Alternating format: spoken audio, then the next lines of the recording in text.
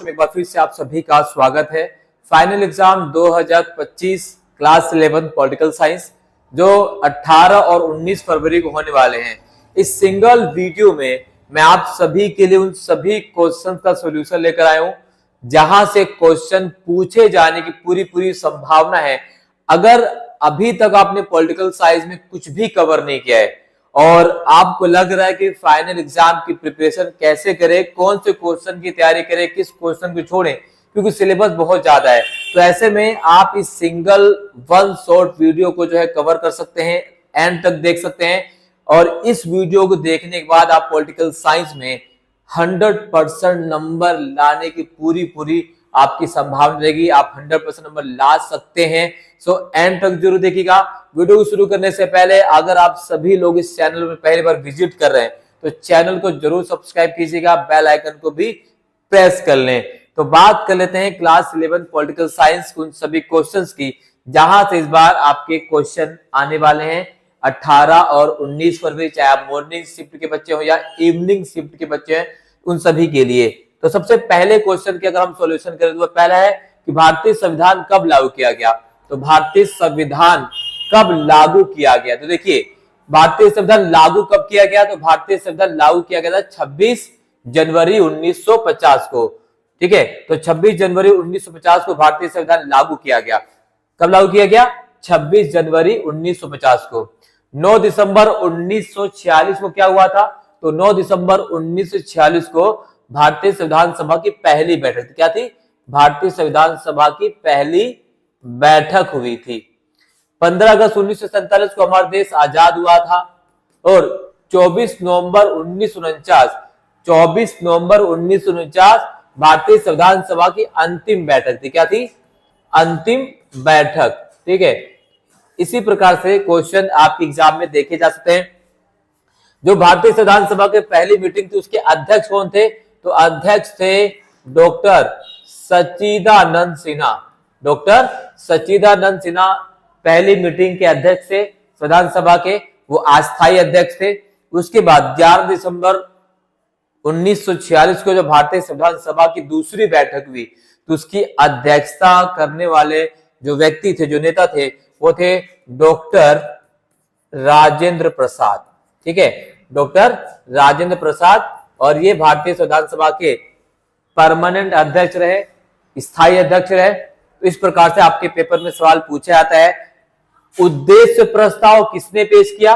ठीक है, कई बार जो डायरेक्ट जो है ना उद्देश्य प्रस्ताव को लेकर जो क्वेश्चन पूछे जाते हैं, तो उद्देश्य प्रस्ताव की अगर हम बात करें, ठीक है, तो अगर हम उद्देश्य प्रस्ताव की बात करें तो जो उद्देश्य प्रस्ताव है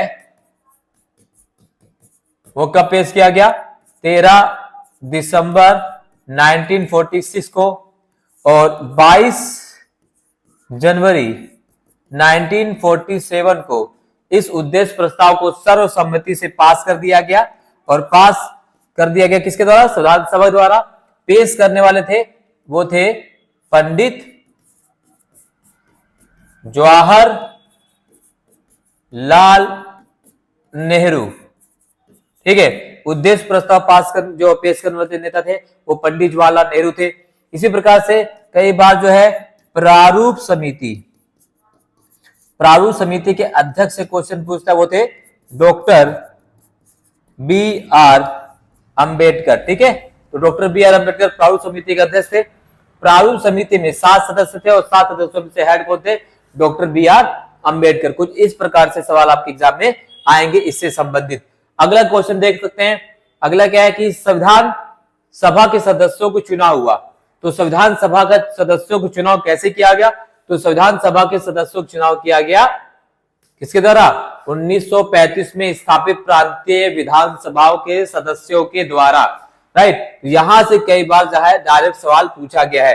भारतीय संविधान में किन चीजों का सबसे ज्यादा प्रभाव पड़ा है? वह 1935 के भारत शासन अधिनियम और 1919 के भारत शासन अधिनियम का प्रभाव भारतीय संविधान सभा पर बहुत ज्यादा पड़ा है। कई बार सवाल पूछा कि भारतीय संविधान सभा का गठन कब हुआ? तो भारतीय संविधान सभा का जो गठन हुआ था वो हुआ था 9 दिसंबर को। ठीक है, पहली बैठक भी 9 दिसंबर को। किसके मिशन के द्वारा? वो मिशन था कैबिनेट मिशन। और जो कैबिनेट मिशन भारत में कब आया? तो कैबिनेट मिशन मार्च 1946 में भारत में आता है और जुलाई 1946 में संविधान सभा के लिए चुनाव होते हैं। इसके अलावा अगर हम बात करें तो संविधान सभा के चुनाव जुलाई 1946 में होते हैं। कुल सदस्यों कितने चुने गए थे? टोटल सदस्य चुने गए संविधान सभा में 389। आजादी के बाद कितने रह जाते हैं? 299। ये सारी चीजें आपको कवर करनी है। इस प्रकार से भी सवाल आपके एग्जाम में आ सकते हैं। वीडियो को एंड तक देखिएगा। पॉलिटिकल साइंस में, राजनीति विज्ञान में 100% अगर आप चाहते हैं, अच्छी परफॉर्मेंस चाहते हैं, तो इस सिंगल वीडियो को प्लीज कवर कीजिएगा।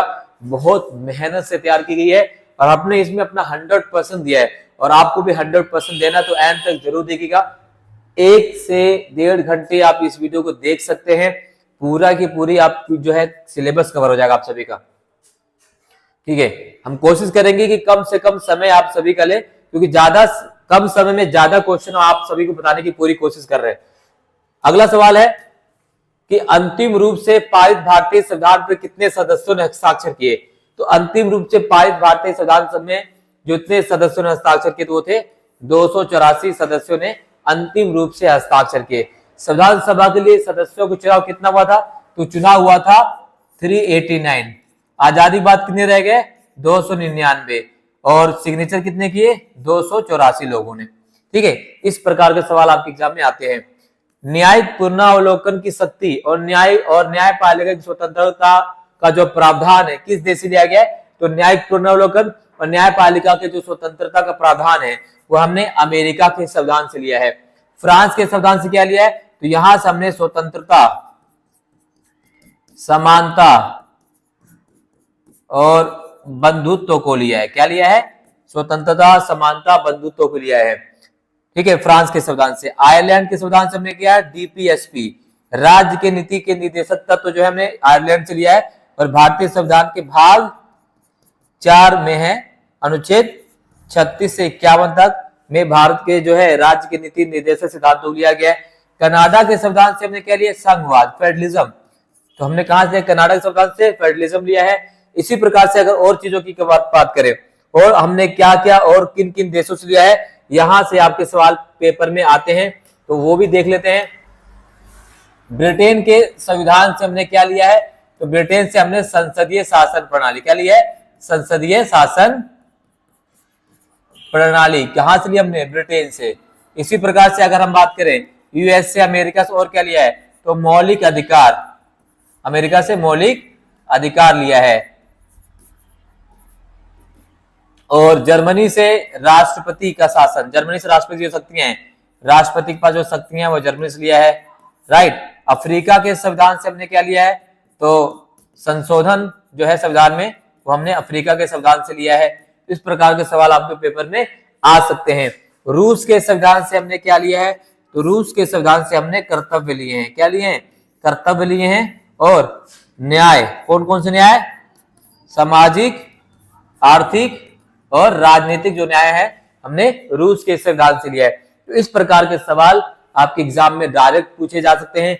इस चीज को आपको कवर करना है। चलिए अगला सवाल देख लेते हैं।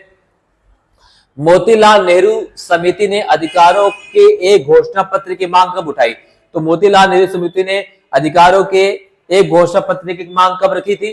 तो मोतीलाल नेहरू ने 1928 में, किसमें? 1928 में अधिकारों की मांग की घोषणा पत्र 1928 में रखा था। किसके द्वारा? मोतीलाल नेहरू के द्वारा। इस प्रकार सवाल एग्जाम में पूछे जाते हैं। मोतीलाल नेहरू और सी.आर. दास ने 1923 में एक पार्टी का गठन किया जिसका नाम था स्वराज पार्टी, क्योंकि मोतीलाल नेहरू और सी.आर. दास जो कांग्रेस से इस्तीफा दे चुके थे और सी.आर. जो दास हैं उनके साथ मिलकर मोतीलाल नेहरू ने क्या बनाया था? स्वराज पार्टी गठन किया। तो उसके बाद अधिकारों की घोषणा पत्र जारी की गई थी। फिर 1929 में लाहौर का अधिवेशन होता है कांग्रेस का, और इस अधिवेशन में पूर्ण स्वराज की मांग को जो है रखा गया था। और पूरे भारत भर में 26 जनवरी 1930 को स्वतंत्रता दिवस के रूप में मनाया गया था। लाहौर अधिवेशन की जो अध्यक्षता थी वो पंडित जवाहरलाल नेहरू ने किया था। तो इस प्रकार से सवाल डायरेक्ट आपके एग्जाम में पूछे जाएंगे। मेरे सभी छात्राओं और छात्रों से अनुरोध है कि एंड तक देखिएगा। पॉलिटिकल साइंस सब्जेक्ट बहुत ही इंटरेस्टिंग है, आपको कवर करना है सिंगल वीडियो में, इसलिए मैंने आप सभी के लिए ये सिंगल वीडियो की कोशिश करी है जिसमें आपके कंप्लीट सिलेबस से जो क्वेश्चन आ सकते हैं उन सभी को हम कवर कर सके, और इस चीज को लेकर आप हमें सराह सकते हैं, हमें मोटिवेट कर सकते हैं। मोटिवेट करने के लिए आपको करना क्या है, लाइक कर देना है, शेयर कर देना और चैनल को सब्सक्राइब कर देना है, बस यही करना है और कुछ भी नहीं मांग रहा हम हमसे, ठीक है। अब देखिए अगला क्या है, दक्षिण अफ्रीका का संविधान दिसंबर 1996 में लागू हुआ। तो दक्षिण अफ्रीका का संविधान दिसंबर 1996 में लागू किया गया, बिल्कुल सही है। दक्षिण अफ्रीका का संविधान संभवतः दुनिया का सबसे कम अधिकार देने वाला संविधान है, तो ये कथन बिल्कुल गलत है। दक्षिण अफ्रीका का संविधान दुनिया का सबसे अधिक, कम नहीं, सबसे अधिक अधिकार देने वाला संविधान है। कौन? दक्षिण अफ्रीका का संविधान। तो इसका अभिकथन सही है और कारण आर गलत है। इसी प्रकार से शांति का संविधान किस देश को कहा जाता है? तो जापान को जो है शांति का संविधान कहा जाता है, ठीक है। दक्षिण अफ्रीका को दुनिया में सबसे ज्यादा अधिकार वाला संविधान कहा जाता है। भारत का संविधान कठोर और लचीलेपन का मिश्रण है, ठीक। आलिखित संविधान के एग्जाम्पल ब्रिटेन है। तो इस प्रकार सवाल आपसे पूछे जाते हैं। दुनिया का पहला देश जिसने मौलिक अधिकार अपने संविधान में प्रस्तावना में शामिल किया हुआ है अमेरिका। और दक्षिण अफ्रीका से एक और सवाल पूछा जाता है, वो है लॉन्ग वॉक टू फ्रीडम, ठीक है। नेल्सन मंडेला की पुस्तक का नाम हजारों बार पूछा जा चुका है कि नेल्सन मंडेला की पुस्तक का नाम क्या है, वह लॉन्ग वॉक टू फ्रीडम। इसी प्रकार से एक और पुस्तक पूछी जा सकती है, वह आंग सान सू की। तो आंग सान सू की जो है पुस्तक उनके द्वारा लिखा गया है फ्रीडम फ्रॉम फियर। याद रखिएगा, मैं एक बार लिख देता हूं दोनों पुस्तकें, कंफ्यूज मत होइएगा क्योंकि यहां से सवाल पूछे जाते हैं। तो लॉन्ग वॉक टू जो फ्रीडम है ना, वो लिखी गई है नेल्सन मंडेला के द्वारा, और फ्रीडम फ्रॉम फियर तो ये लिखा है आंग सान सू की। गांधी जी के द्वारा लिखी गई पुस्तक का नाम क्या है? हिंद स्वराज, ठीक है। इस प्रकार से सवाल आपके पेपर में आ सकते हैं। जॉन रोल्स की पुस्तक से पूछ सकता है, राइट, रूसो की पुस्तक से पूछ सकता है, दी पॉलिटिक्स किसकी पुस्तक है, यहां से पूछ सकता है। तो ये चीज आपको कवर करके एग्जाम में चलनी है, ठीक है। ये चलिए नेक्स्ट,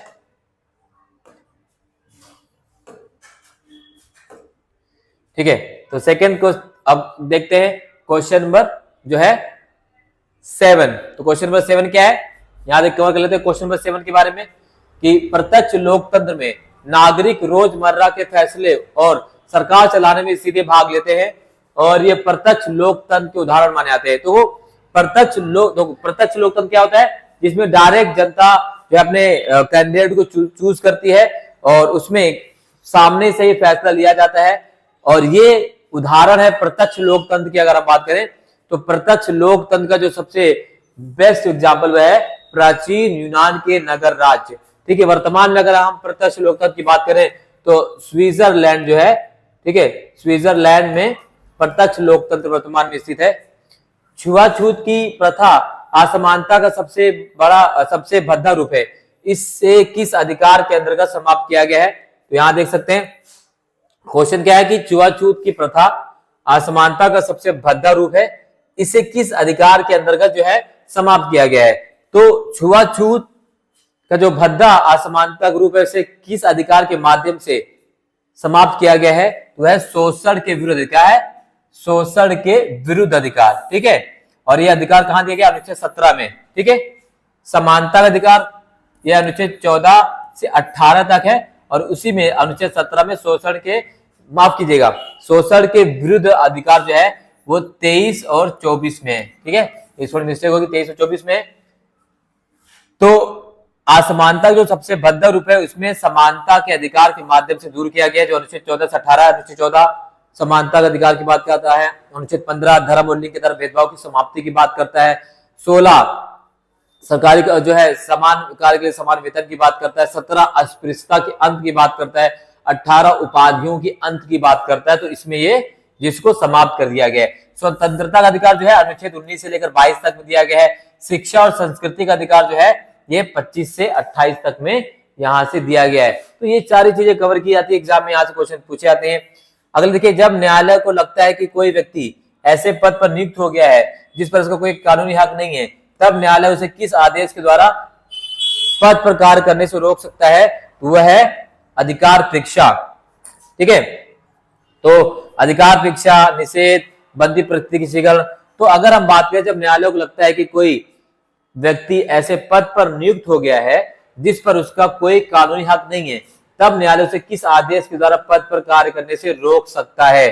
तो अगर न्यायालय को लगता है कि जो व्यक्ति जिस पद पर है वो उस पद की योग्य नहीं है और उसे उस पद पर बैठने का कोई कानूनी हक नहीं है, तो उसे वो अधिकार परीक्षा के आदेश के माध्यम से पूछ सकता है, उसके पद से हटा सकता है। ठीक है, परमादेश, बंदी प्रतिषेध, निषेध, यानी जो 5 रिट है ना, ये 5 रिट जो है संवैधानिक उपचारों का अधिकार के तहत अनुच्छेद 32 में सुप्रीम कोर्ट और अनुच्छेद 226 के तहत हाई कोर्ट द्वारा जो है मौलिक अधिकारों की सुरक्षा करने के लिए नागरिकों के ये 5 प्रकार के रिट जारी किए जाते हैं। तो ये 5 रिट आपको कवर करने हैं। यहां से एक क्वेश्चन आपके पेपर में आ सकता है। कई बार तो रिट से संबंधित 5 नंबर के सवाल भी आते हैं। 1984 के लोकसभा चुनाव में कांग्रेस पार्टी ने 543 में से 415 सीटें जीती थी। लोकसभा चुनाव 1984 में 90% से अधिक वोट सीटें कांग्रेस पार्टी ने जीती थी। तो ये ध्यान रखिएगा, 1984 की जो लोकसभा चुनाव हुआ था वो कांग्रेस पार्टी ने 543 में से 415 सीटें जीती थी। बिल्कुल ठीक है। तो ये आपको मुझे कमेंट में बताना है कि लोकसभा जो चुनाव 1984 में हुआ था उसमें 90% से अधिक सीटें कांग्रेस पार्टी ने जीती थी। ये अभिकथन और कारण सही है या नहीं सही है, इसको आपको मुझे कमेंट में जरूर बताना है। तो हम देखते हैं कि आप कितने जागरूक हैं। ठीक है, पॉलिटिकल साइंस के विद्यार्थी तो आप कितने जागरूक है इस चीज को लेकर। ठीक है, अगला चैप्टर क्वेश्चन देखते हैं। वो है आपका संसदीय व्यवस्था में प्रधानमंत्री होता है। तो संसदीय व्यवस्था में प्रधानमंत्री क्या होता है? तो संसदीय व्यवस्था में प्रधानमंत्री होता है सरकार का प्रधान। सरकार का प्रधान कौन होता है संसदीय व्यवस्था में? प्रधानमंत्री। और देश का प्रधान कौन होता है? वो होता है राष्ट्रपति। अध्यक्षीय में कौन होता है? तो अगर अध्यक्षीय शासन प्रणाली जो अमेरिका द्वारा अपनाई गई है उसमें राज्य और सरकार दोनों का जो प्रधान होता है उसे राष्ट्रपति के नाम से जाना जाता है, क्योंकि अध्यक्षीय शासन प्रणाली अमेरिका में स्थित है और वहां पर राज्य का और सरकार का दोनों प्रधान कौन होता है? राष्ट्रपति होता है। भारतीय संविधान के किस अनुच्छेद के तहत राष्ट्रपति को सहायता और सलाह देने के लिए मंत्री परिषद का प्रावधान किया गया, जिसका प्रमुख प्रधानमंत्री होता है? तो भारतीय संविधान के अनुच्छेद 74 के अनुसार आर्टिकल 74 क्लोज ए के तहत क्या किया गया है? राष्ट्रपति को सहायता और सलाह देने के लिए मंत्री परिषद का प्रदान किया गया है और जिसका प्रमुख प्रधानमंत्री होता है। ठीक है, इसी प्रकार से आर्टिकल 75 है, अनुच्छेद 75 क्या कहता है कि अनुच्छेद 75 कहता है कि प्रधानमंत्री जो है, राष्ट्रपति जो है प्रधानमंत्री की नियुक्ति करेगा और फिर प्रधानमंत्री जो है मंत्रियों की नियुक्ति करेगा। तो इस प्रकार से सवाल जो है कई बार एग्जाम में पूछे गए हैं। भारतीय संविधान कैसे बना? बेसिक क्वेश्चन है। संविधान सभा के द्वारा भारतीय संविधान को बनाया गया। इसकी पहली बैठक 9 दिसंबर 1946 को होती है, अंतिम बैठक 24 नवंबर 1949 को और अंतिम बैठक 24 नवंबर 1950 को और बाद में 26 जनवरी 1950 को भारतीय संविधान को लागू कर दिया गया। मौलिक अधिकार अन्य अधिकारों से भिन्न कैसे हैं? तो मौलिक अधिकार अन्य अधिकारों से भिन्न कैसे हैं? क्योंकि मौलिक अधिकार जो है ना वो भारतीय संविधान के भाग 3 में अनुच्छेद 12 से 35 तक में दिया गया है और मौलिक अधिकारों को लागू करने के लिए हम न्यायालय में जा सकते हैं। मौलिक अधिकार वाद योग्य है, इसके हनन होने पर हम सीधे न्यायालय में जा सकते हैं और संवैधानिक उपचार होते हैं सुप्रीम कोर्ट और हाई कोर्ट हमारे मौलिक अधिकारों की संरक्षक माने जाते हैं। लेकिन बाकी जो अधिकार है जैसे राज्य के नीति निर्देशक तत्व हैं वो उसको संविधान में देने के लिए वादा नहीं किया गया है और वो वाद योग्य नहीं है। बाकी के अधिकारों को उल्लंघन करने पर हम न्यायालय में नहीं जा सकते। ठीक है, कार्यपालिका के प्रमुख कार्य क्या हैं? तो कार्यपालिका के प्रमुख कार्य क्या है? इन जितने भी क्वेश्चन हम यहाँ पे कवर करें ना, इन सभी क्वेश्चन के वंश वीडियो इंपॉर्टेंट क्वेश्चंस के हमने पहले ही कवर कर रखी है। अगर उन क्वेश्चंस को आपने नहीं देखा है तो इस वीडियो के लिंक इस वीडियो के डिस्क्रिप्शन बॉक्स में दे दिया जाएगा, आसानी से आप चेक कर सकते हैं। सारे क्वेश्चंस के आंसर यहाँ पे पहले ही हमने दे दिए हैं। विधेयकों की स्वीकृति देने के संबंध में राष्ट्रपति पर कोई समय सीमा नहीं है। वाक्य का समर्थन 1986 के पोस्ट ऑफिस संशोधन विधेयक के वर्णन के सहित कीजिए। द्विसदनात्मक विधायक के पक्ष में 2 तर्क दीजिए। संविधान के 4 कार्य लिखिए। तो सारे के सारे बेसिक क्वेश्चन हैं एग्जाम में जो पूछे जा सकते हैं आप सभी से। सर्वाधिक वोट पाने वाले की जीत और समानुपाती प्रतिनिधित्व चुनाव प्रणाली में कोई 4 अंतर स्पष्ट कीजिए। भारत को 1919 और 1935 के अधिनियमों के अंतर्गत संसदीय व्यवस्था के संचालन का अनुभव हो चुका था, इसलिए संविधान निर्माताओं ने संसदीय कार्यपालिका को चुना। और संसदीय कार्यपालिका की कोई 4 विशेषताएं लिखिए। तो संसदीय कार्यपालिका की विशेषताएं क्या है? बहुत बेसिक क्वेश्चन है। तो संसदीय कार्यपालिका विशेषता क्या है? संसदीय कार्यपालिका विशेषता यह है क्योंकि इसमें 2 सदनीय विधायिका होती है, जिसमें पहला सदन दूसरे सदन की निरंकुशता को रोकता है। संसदीय जो कार्यपालिका है इसमें अगर हम बात करें तो भारत में सरकार का प्रधान प्रधानमंत्री होता है और राष्ट्र का प्रधान राष्ट्रपति होता है। इस प्रकार से आप जो 4 विशेषता इसमें आप कवर कर सकते हैं। अध्यक्षात्मक सरकार में राष्ट्रपति राज्य सरकार दोनों का ही प्रधान होता है, स्पष्ट कीजिए। भारतीय संसद सर्वोच्च है। संसद कानून निर्माण के अतिरिक्त बहुत से कार्य करती है। और संसद की किन्हीं 4 कार्यों का वर्णन कीजिए। क्वेश्चंस आपको कवर करने हैं। भारत में न्यायपालिका की संरचना पिरामिड की तरह है। अच्छा, पिरामिड क्यों कहा जाता है? मैं एक बार हमने इसको पहले भी कवर कर रखा है। पिरामिड इसलिए कहा जाता है क्योंकि इसमें सर्वोच्च शिखर पर कौन होता है? Supreme court. फिर कौन होता है? High court. फिर कौन होता है? Lower court. ठीक है, तो सर्वोच्च न्यायालय, उच्च न्यायालय, स्थानीय न्यायालय होते हैं, इसलिए इसे पिरामिड कहा जाता है। और सुप्रीम कोर्ट द्वारा दिया गया जजमेंट सभी को मानना पड़ता है। सर्वोच्च न्यायालय के न्यायाधीशों को पद से हटाने की प्रक्रिया, तो सर्वोच्च न्यायालय के न्यायाधीशों को पद से हटाने की जो प्रक्रिया है उसे महाभियोग कहा जाता है। तो महाभियोग के माध्यम से न्यायाधीश को उसके पद से हटाया जा सकता है। और यह महाभियोग जो है संसद के दोनों सदनों में, राज्यसभा और लोकसभा में क्या होना चाहिए? 2/3 बहुमत से पारित होना चाहिए। इसी प्रकार से इसमें ये जो गद्यांश वाले क्वेश्चन है, गद्यांश वाले क्वेश्चन को पढ़कर आपको इसका आंसर देना होता है। फिर ये मैप से चिन्ह संबंधित क्वेश्चन जो है, ठीक है, द्विसदनात्मक विधायिका वाले राज्य, ये मैप आपको पूरा कवर कर लेना है। द्विसदनात्मक विधायिका वाले राज्य पूछा जाएगा, काफी इंपॉर्टेंट मैप है ये कि बाद में कौन कौन से राज्य जो है द्विसदनात्मक वाले से, उत्तर प्रदेश, ठीक है, आपका महाराष्ट्र, ठीक, कर्नाटक, ये सब क्या है? द्विसदनीय विधायिका वाले राज्य है। बिहार है, उत्तर प्रदेश है।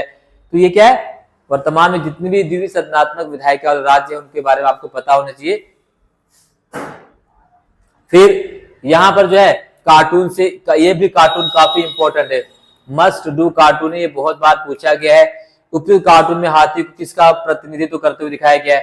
तो देखो, ये उपयुक्त कार्टून जो है ये सार्वभौम वयस्क मताधिकार को जो है प्रतिनिधित्व करते दिखाया गया है। हाथी की पूंछ खींचने नेता कौन है? तो पंडित जवाहरलाल नेहरू हैं।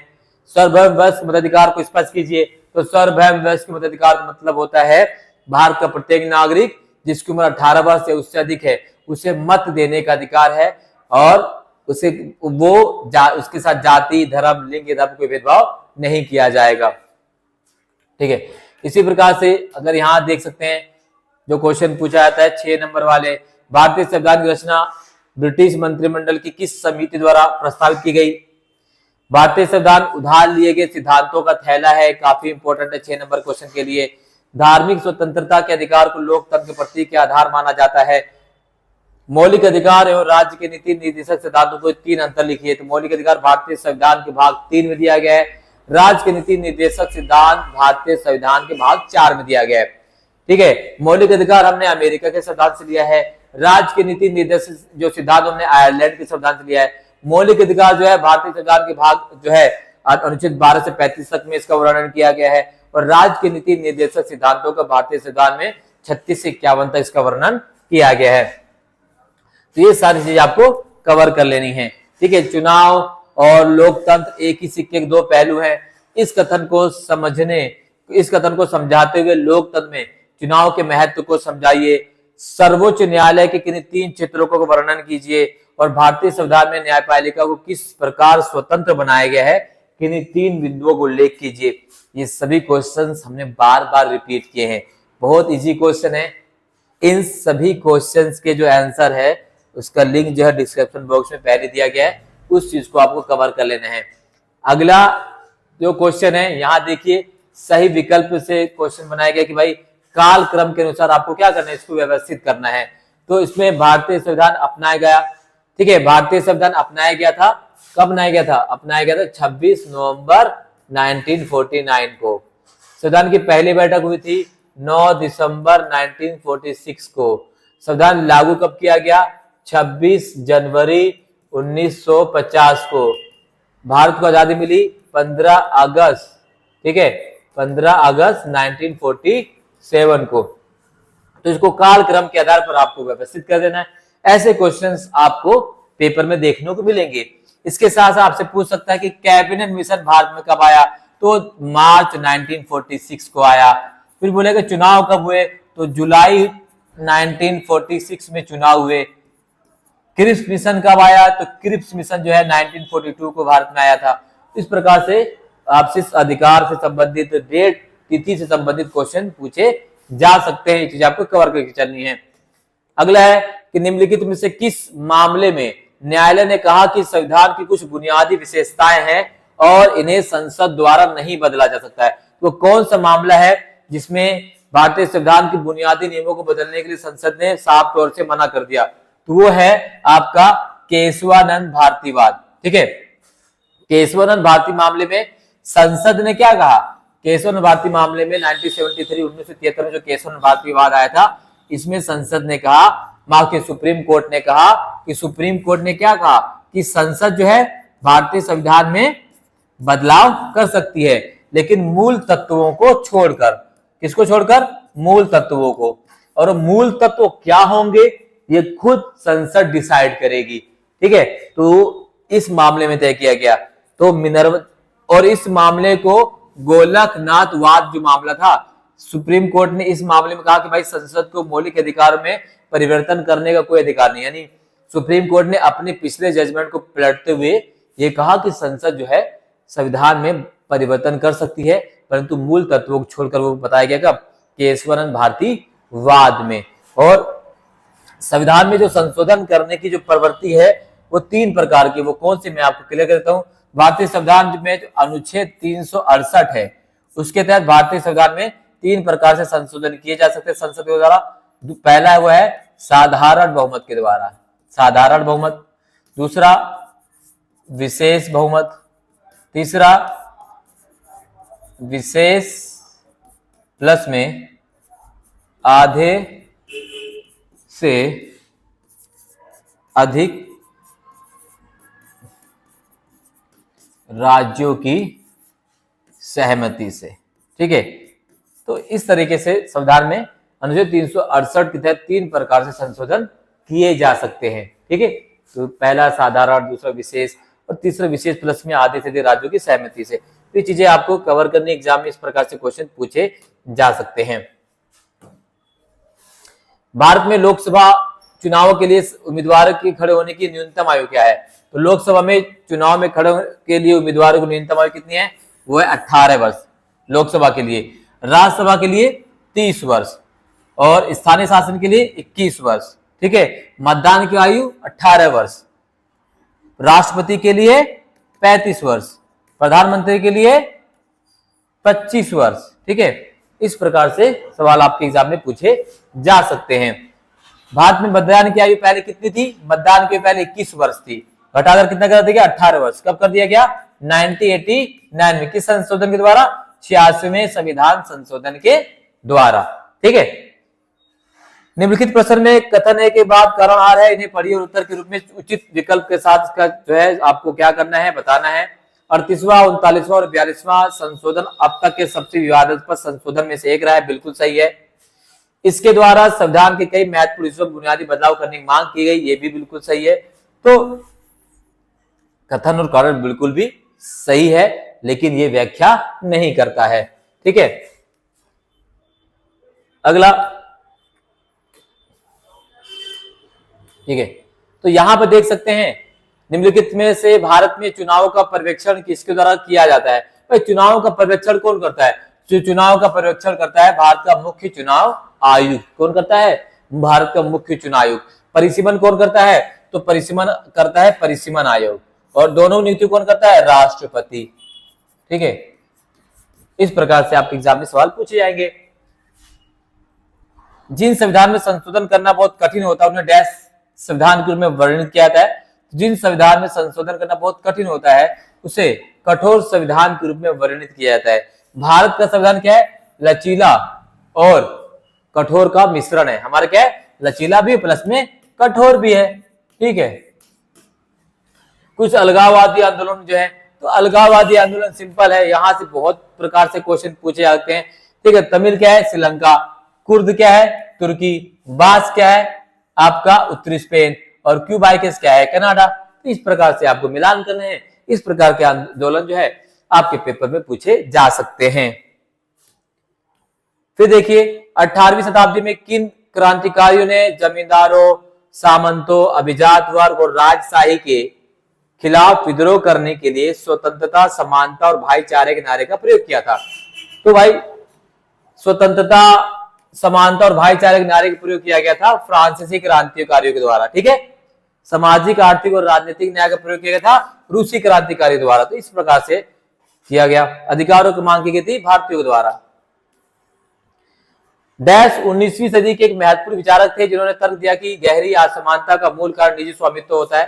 तो गहरी असमानता का प्रमुख कारण निजी स्वामित्व होता है। ये क्वेश्चन जो है आपके लिए होमवर्क टाइप से है, तो ये मैंने बहुत बार कवर किया है, तो आपको बताना है कमेंट में तो इसमें से कौन सा ऑप्शन आपके सही है। कमेंट बॉक्स में आपका आंसर इसको मिल जाएगा। डैश को एक राजनीतिक समुदाय की पूर्ण और समान सदस्यता के रूप में परिभाषित किया गया है। किसको? डैश को एक राजनीतिक समुदाय की पूर्ण समान सदस्यता के रूप में परिभाषित किया गया है।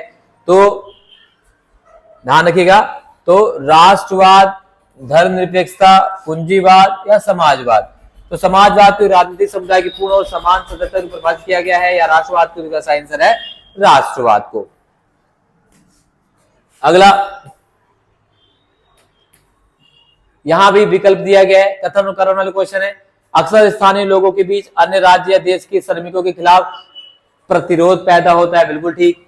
बहुत सारी नौकरियां क्षेत्र के बाहर के लोगों के पास जा रही हैं, इसी वजह से उन्हें प्रतिरोध का सामना करना पड़ता है। ठीक है, अगला है, जब तक मैं जीवित हूं मैं मानवता पर देशभक्ति की विजय नहीं होने दूंगा। राष्ट्रवाद की आलोचना के बारे में किसने कहा था? ये कहा था रविंद्रनाथ टैगोर ने। क्या कहा था? रविंद्रनाथ टैगोर ने। अब देखिए संविधान के दो कार्य हैं। क्या क्या पूछा गया है? बिल्कुल बेसिक क्वेश्चन। संविधान के दो कार्य लिखिए। विश्व में किन दो प्रकार के कार्यपालिका के बारे में लिखिए। संसदीय और अध्यक्ष में आपको वर्णन कर देना है। संविधान की सीमाएं क्या है? सार्वभौम नागरिकता क्या है? राष्ट्रीय आत्मनिर्णय की अवधारणा क्या है? और धर्मनिरपेक्ष के बारे में, या धर्मनिरपेक्ष राज्य क्या है? ये आप बिल्कुल इजी क्वेश्चन, इसी टाइप से क्वेश्चंस आपके एग्जाम में पूछे जाएंगे। इसी प्रकार से भारतीय संविधान में विश्व के अन्य संविधानों से लिए गए किन 4 प्रावधानों के संक्षेप में लिखिए। तो भारतीय संविधान में विश्व के किन किन देशों से क्या क्या तत्व लिए गए हैं, ये सारी चीज हमने पहले ही कवर कर रखी है, वो सारी चीजें आपको यहाँ पे कवर कर लेनी है। चुनाव की अनुपातिक प्रतिनिधित्व है, और first past the post system, जिसमें भारत का जो सबसे आगे उसी जीत की प्रणाली और इजराइल की समानुपातिक प्रणाली का आपको वर्णन कर देना है। भारतीय संविधान के 73वें संविधान संशोधन के बारे में, तो 73वां संविधान संशोधन किससे संबंधित है? स्थानीय शासन से, त्रिस्तरीय पंचायती राज से संबंधित है। ठीक है, इसको आपको कर देना है। राज्य वित्त आयोग की भूमिका के बारे में आपको बता देना है। ठीक है, फिर किन्हीं 2 बिंदुओं को स्पष्ट कीजिए कि हमें राजनीति विज्ञान क्यों पढ़ना चाहिए। राजनीतिक सिद्धांत का कार्य क्षेत्र, सारे क्वेश्चन हमने पहले से कवर किया हुआ है। लिंक जो है इसी वीडियो के डिस्क्रिप्शन में है, जाके चेकआउट कीजिए। 80 में से 80 नंबर लेके आइए। भारतीय धर्मनिरपेक्षता को लेकर कुछ आलोचनाएं भी हैं, तो भारतीय धर्मनिरपेक्षता की आलोचना क्या है इसके बारे में आपको लिख देना है। फिर ये क्या है, इस प्रकार से अनुच्छेद आएंगे, उसको पढ़कर आपको इसका आंसर देना है। फिर देखिए भारतीय संसद के कार्यों को संक्षेप में बताइए। सर्वोच्च न्यायालय के क्षेत्र अधिकार, किन्हीं 3 प्रावधानों को संक्षेप में बताइए जो साबित करते हैं कि भारत एक मजबूत केंद्र सरकार वाला संघ है। भारत की संघीय व्यवस्था में कुछ टकराव है, हम समानता का समर्थन कैसे कर सकते हैं। तो ये चीजें जो है ना रिपीटेड क्वेश्चन है मेरे सभी साथियों, तो यहां से सवाल पेपर में आता है। फिर यहाँ पे देख सकते हैं फिर कालक्रम अनुसार आपको इसको क्या करना है, व्यवस्थित करना है। यहाँ देख सकते हैं संविधान में नागरिकों के मौलिक कर्तव्य की सूची का समावेशन होना। तो मौलिक कर्तव्यों को भारतीय संविधान में कब शामिल किया गया, मैं आपको बताते चलूं कि मूल संविधान में मौलिक कर्तव्यों को भारतीय संविधान में शामिल नहीं किया गया था। मौलिक कर्तव्यों को आपातकाल के बाद एक 42वां संविधान संशोधन होता है 1976 में, और एक समिति का गठन किया जाता है जिसका नाम होता है चौधरी स्वर्ण सिंह समिति। उसके बाद हमने 1976 के 42वें संविधान संशोधन के बाद 10 मौलिक कर्तव्यों को भारतीय संविधान में शामिल किया था। और किस भाग में किया था, तो भारतीय संविधान के भाग 4 का में और अनुच्छेद 51 का में। ठीक है, ये चीज आपको पता होनी चाहिए। संपत्ति के अधिकार को मौलिक अधिकारों की सूची से निकालकर उसे एक सामान्य कानूनी अधिकार बना दिया गया। तो कब बना दिया गया, इसे बना दिया गया था 44वें संविधान संशोधन के द्वारा 1978 में। अब ये क्या हो गया, अब ये विधिक अधिकार हो गया है, तब इसे अनुच्छेद 300 का में रखा जाता है। ठीक है, पहले किस में रखा गया था, अनुच्छेद 31 में रखा गया था। मोतीलाल नेहरू समिति ने अधिकार घोषणा पत्र की मांग कब की, तो मांग की उन्होंने 1928 में। भारत सरकार ने राष्ट्रीय मानव अधिकार आयोग का गठन कब किया, तो मानव अधिकार आयोग का गठन किया था कि 12 अक्टूबर को, और साल था 1993। आप देख सकते हैं, आपको मैच कर लेना है। तो सबसे पहले देखिए 3 आएगा, आप यहाँ पे 3 देखिए तो 3 यहाँ पे 2 में, तो 2 पहले कट जाएगा।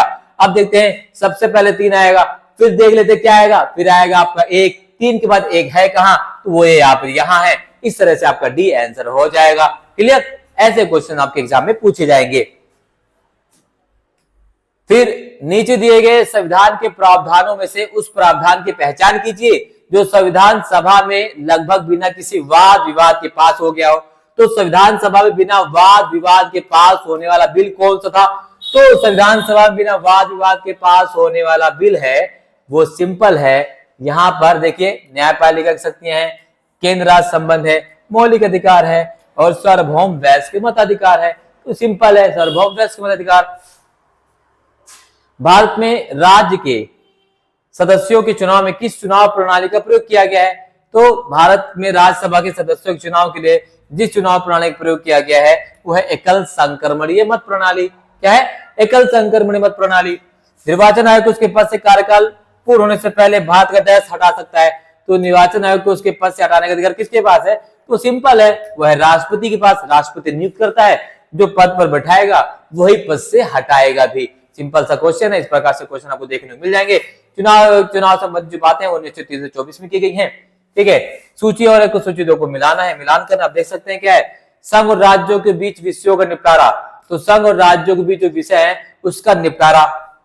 किसी कानून को असंवैधानिक घोषित कर उसे लागू होने में से रोकना, जनहित याचिका, बंदी प्रत्यक्षीकरण। तो यहाँ पे आप देख सकते हैं संघ और राज्यों के बीच विषयों का निपटारा कौन करता है, तो ये करता है विवादों का निपटारा हमारा न्यायालय का मौलिक क्षेत्राधिकार है। किसी कानून को असंवैधानिक घोषित कर उसे लागू होने से रोकना, ये क्या है, इसे कहा जाता है न्यायिक पुनरावलोकन। जनहित याचिका क्या है, इसे कहा जाता है न्यायिक सक्रियता। बंदी प्रत्यक्षीकरण क्या है, एक प्रकार का रिट है। अब मिलान कर लीजिए क्या क्या हो जाएगा, सिंपल। एक है देख लीजिए क्या है, 2, 1 का 2 कहीं मिल रहा है तो ये बिल्कुल नहीं है, तो 2 बचे। अब 1 का 2 हो गया। फिर देखिए किस कानून को असंवैधानिक घोषित कर उसे लागू होने से रोकना, तो किसी संविधान को असंवैधानिक घोषित कर उसे लागू होने से रोकने के लिए क्या आता है, वो आता है न्यायिक पुनरावलोकन। तो ये इसका सही आंसर क्या हो गया, B, C is the right answer. तो इस प्रकार से आपको क्वेश्चन कवर कर लेने हैं पेपर के लिए।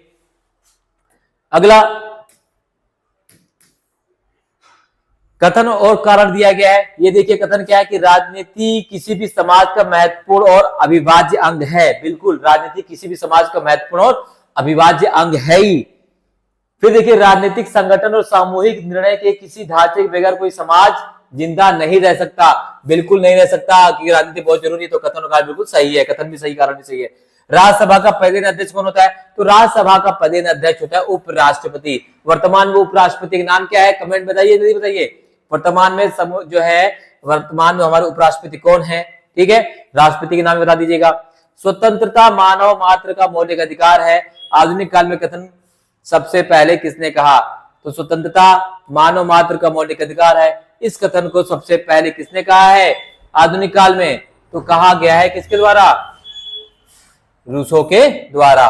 फ्रीडम फ्रॉम फियर नामक पुस्तक किसकी है, वो है आंग सान सू की। ठीक है, नेल्सन मंडेला की पुस्तक का नाम, महात्मा गांधी की पुस्तक का नाम बताना, मैंने आपको पहले कमेंट में हमने पहले सोल्व कर दिया सारी चीजों का। फिर देखिए कथन और कारण वाले क्वेश्चन है। किसी भी सामाजिक जीवन को कुछ नियमों और कानूनों की जरूरत होती है, बिल्कुल होती है। स्वतंत्रता के लिए मंडेला ने अपने जीवन के 28 वर्ष जेल की काल कोठरी अंधेरे में बिताए। तो कथन और कारण दोनों सही, लेकिन व्याख्या नहीं करता है। ठीक है, इसी प्रकार से यहां देख सकते हैं, निम्नलिखित में से किसे भारतीय धर्मनिरपेक्षता का दार्शनिक माना जाता है? तो वो है नेहरू, पंडित नेहरू को भारतीय धर्मनिरपेक्षता का दार्शनिक माना जाता है। किस देश में एक विशेष समुदाय द्वारा पहनी जाने वाली परंपरागत फैज टोपी को हैट कानून के जरिए प्रतिबंधित किया गया? वह तुर्की में इसे प्रतिबंधित किया गया। इसी प्रकार से सरकारी आयोग क्या है? इस रिपोर्ट में क्या सिफारिश थी? तो सरकारी आयोग जो है इसे कब पेश किया गया? 1987 में इसे पेश किया गया। रिपोर्ट कब तैयार की गई? 1983 में। राजनीतिक सिद्धांत, दो देश, प्राकृतिक असमानता और सामाजिक असमानता की तुलना कीजिए। 19वीं सदी के यूरोप में एक संस्कृति एक राज्य की मांगों को संतुष्ट करने के लिए कोई किन्हीं दो जो है परिणाम सूचीबद्ध कीजिए। फिर इसी प्रकार के क्वेश्चन आप देख सकते हैं, सारी चीजें है बार बार क्वेश्चन की रिपीटेड किए गए हैं। इन सभी क्वेश्चंस को आपको कवर करके चलना है। क्लियर, ये सारे क्वेश्चन हमने हमेशा कवर किए हैं, हर एक वीडियो में इस क्वेश्चन को हमने बताया इंपॉर्टेंट क्वेश्चन की सीरीज में। इसी प्रकार से क्या आपका है अनुचित वाले क्वेश्चन है, इसको कवर कर लेना है आपको। फिर ये चित्र वाले क्वेश्चन काफी इंपॉर्टेंट है, चित्र संबंधित क्वेश्चन इंपॉर्टेंट है। इस कार्टून में किस प्रकार की असमानता दर्शाया गया है? इसमें प्राकृतिक असमानता दर्शाया गया, किस असमानता को? प्राकृतिक असमानता को। ठीक है, तो ये सारे कार्टून आपको कवर करके चलने हैं। ठीक है, इसी प्रकार से जो 6 नंबर वाला क्वेश्चन है, संविधान के किन्हीं 3 कार्यों का वर्णन कीजिए। मौलिक अधिकार और राज्य के नीति निर्देशक तत्वों को अंतर स्पष्ट कीजिए। फिर यहाँ आप देख सकते हैं ये संसद के कार्य क्या है, राष्ट्रपति शक्तियां क्या है, सामाजिक न्याय क्या है, जॉन रॉल्स के न्यायिक सिद्धांत क्या है, राष्ट्र भावनाओं को प्रेरित करने वाले कारक। सो ये हमने आपका जो है कंप्लीट जो सिलेबस है मेरे सभी साथियों, यानी वन शॉट में हमने इसे कवर किया है। तो ये आपके लिए बेहद महत्वपूर्ण है। एनुअल एग्जाम, फाइनल एग्जाम जो आपका होने वाला है, उस लिहाज से वीडियो बहुत बहुत महत्वपूर्ण है। आप सभी से गुजारिश है कि एंड तक जरूर देखिएगा। चैनल पर पहली बार विजिट कर रहे हैं तो सब्सक्राइब जरूर कीजिएगा, और वीडियो कैसी लगी कमेंट बॉक्स में जरूर बताइएगा। आपका फीडबैक हमारे लिए बहुत सराहनीय है। बहुत बहुत धन्यवाद। जय हिंद।